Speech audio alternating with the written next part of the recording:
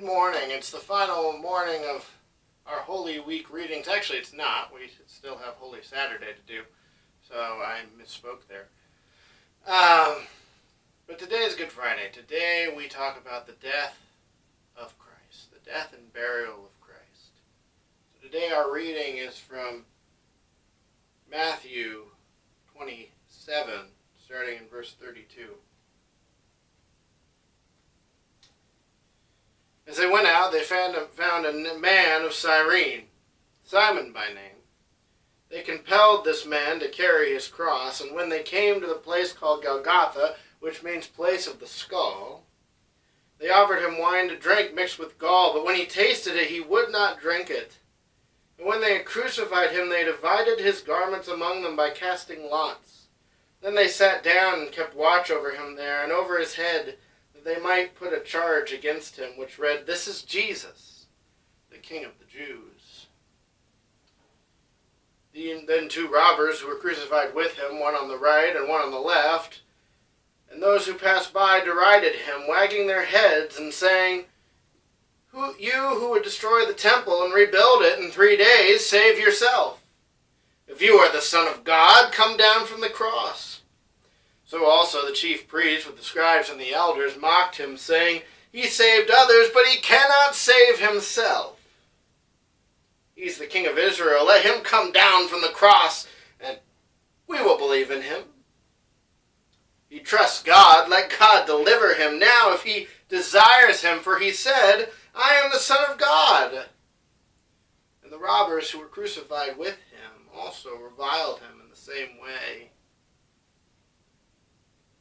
Now from the 6th hour there was darkness over the land until the 9th hour. And the 9th hour Jesus cried out with a loud voice, saying, "Eli, Eli, lama sabachthani?"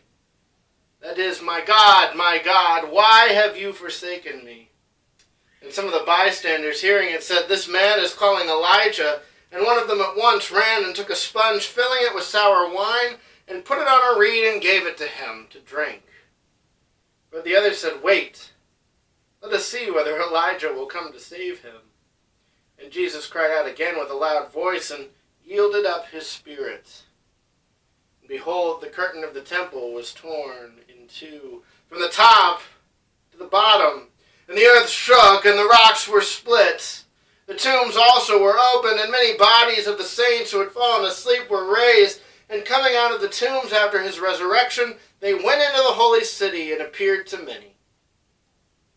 When the centurion and those who were with him, keeping watch over Jesus, saw the earthquake and what took place, they were filled with awe and said, "Truly this was the Son of God." There were also many women there, looking on from a distance, who had followed him from Galilee, ministering to him, among whom were Mary Magdalene and Mary, the mother of James and Joseph, and the mother of the sons of Zebedee. When it was evening, there came a rich man from Arimathea named Joseph, who also was a disciple of Jesus. He went to Pilate and asked for the body of Jesus. Then Pilate ordered it to be given to him. And Jesus took the body, wrapped it in a clean linen shroud, and laid it in his own new tomb, which he had cut in the rock, and rolled a giant stone to the entrance of the tomb and went away. Mary Magdalene and the other Mary were there, sitting opposite the tomb. May God bless to our hearts this reading of his holy word. Tonight at 7, I hope you'll join us for our community ecumenical Good Friday service. I thought last night's Monday-Thursday service went really well, and the conversation went really well, but I was even more excited about tonight's conversation. I think tonight's conversation really hit on some things that we don't always get to talk about as evangelical Christians. So I'm excited. I hope you'll join us tonight at 7 p.m. They'll be on our various churches' media platforms, the FCCBC resource page, and so many other mediums. And I'm so excited. I can't wait for you to be a part. I'd also encourage you today, I found out this morning that The Passion of the Christ is actually free on Amazon Prime right now. Take time out of your day today to watch that.